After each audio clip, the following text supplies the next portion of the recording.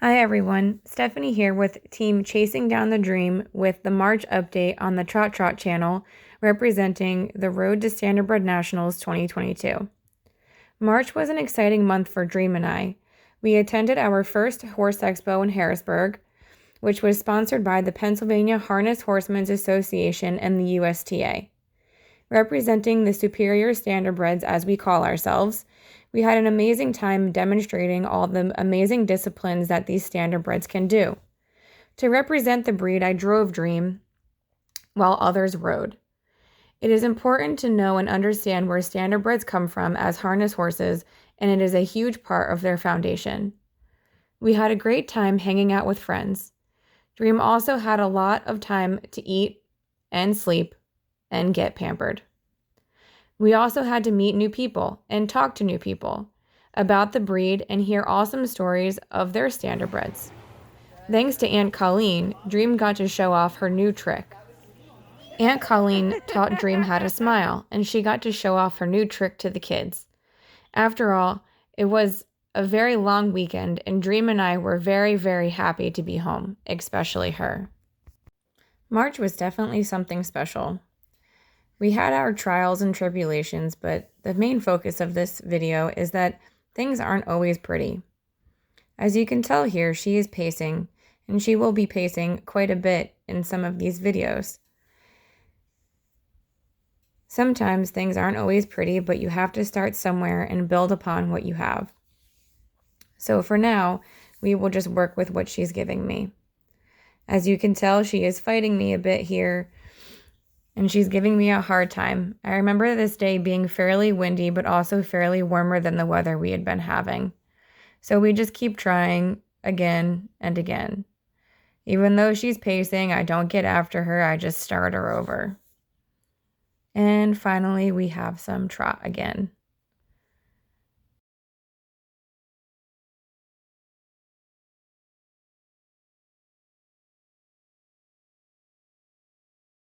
Here we go. This is some better trotting we have going on.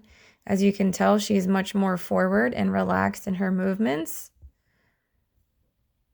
And we stop when she starts getting a little bit too heavy on the bit. But you can't help but notice that freeze frame, she has amazing extension. Oh, and look at that. Isn't she just beautiful? So here we go. Here are some fun clips that I sped up a little bit to show how just willing and caring that she is of being near me, I guess you could say, and her dog-like manners that I raved about in my first video. I love that she always wants to stay close by and be near, which is nice to know that I can rely on her to always be there for me, even though she might be getting in the way. But we just keep expressing our boundaries and accepting what she's giving us.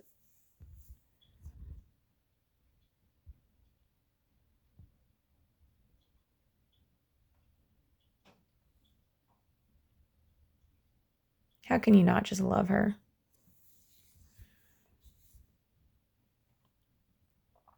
And she is such a good girl, lots of pats. And here I heave-ho myself on.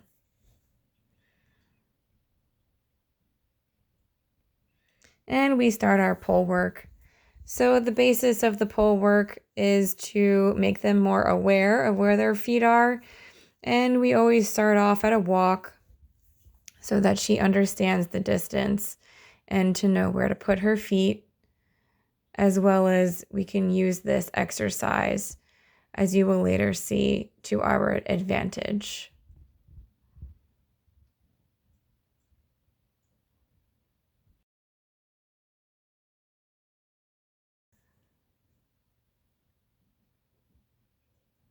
And you will see that she starts pacing again, but that's okay. I'm just going to keep pushing her forward because she will correct herself.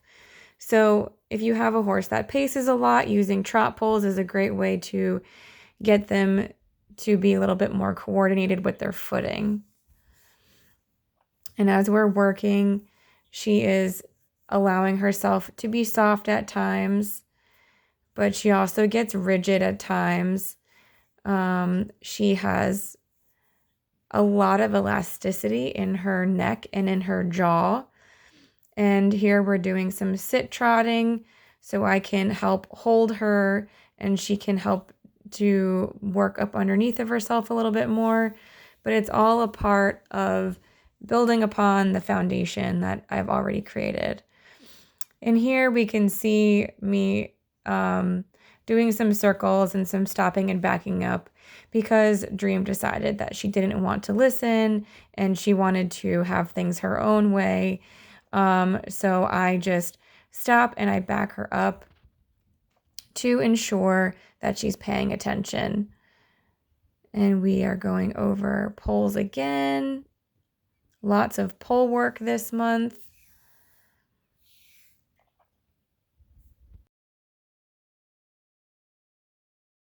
And here we are going to use the trot poles to our advantage to help teach her how to pick up the canter. And even though she swaps over to the pace eventually, what I love about this video is that she quickly swaps back over to the trot and gets relaxed again.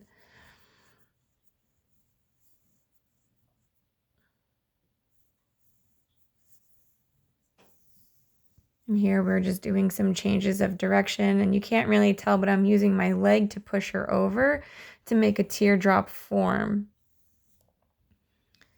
And now we're just going to go over poles nice and relaxed, and then we are going to ask her to canter out of the poles. And we get a couple of strides. It's on the wrong lead, but that's okay because, again, she demonstrates swapping over to the pace and then quickly swapping over to the trot and becoming nice and relaxed once again.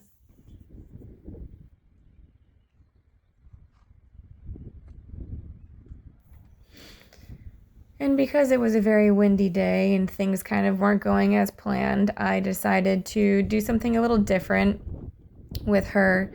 Some free lunging, which she is really, really good at, actually. And she usually follows directions very, very well, but she is a baby and she is a horse and she does have a mind of her own. And this is where she has a mind of her own. I'm like, hello, Dream, what are you doing? Come back here. Nope, don't want to come. She's over here. I'm by the gate. I want to leave now. I want to be done with my work.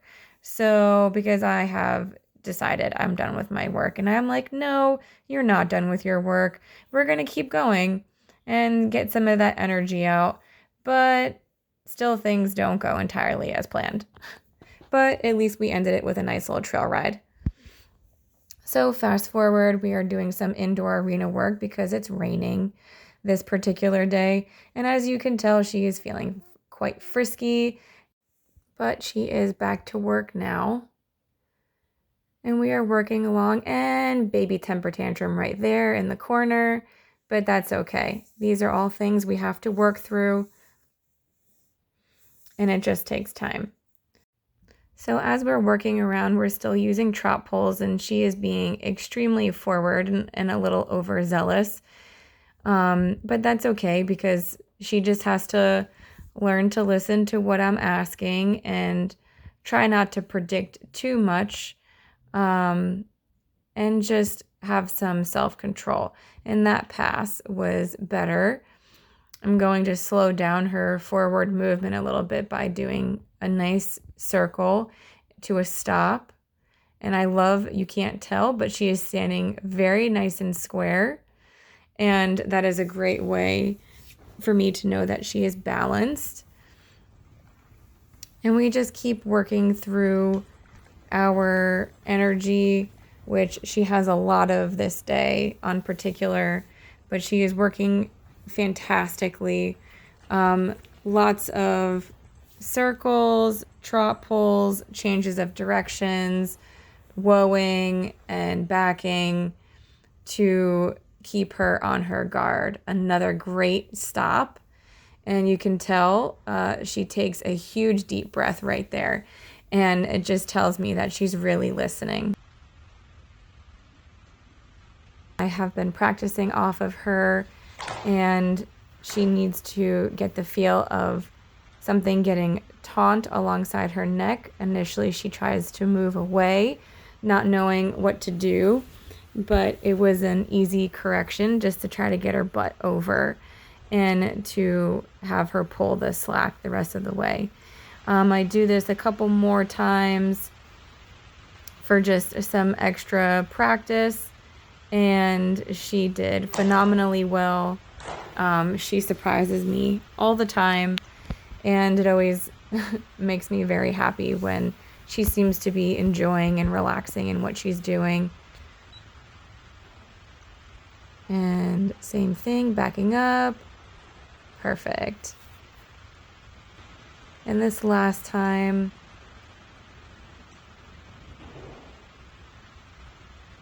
pretty good. And this time I pull around the saddle horn and I back her up so she feels the tension on the saddle. And that really seemed to help it to click a lot more.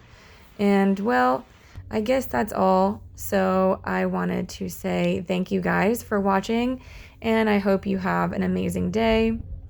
I hope you enjoyed our little show, and we look forward to seeing you next time. Bye.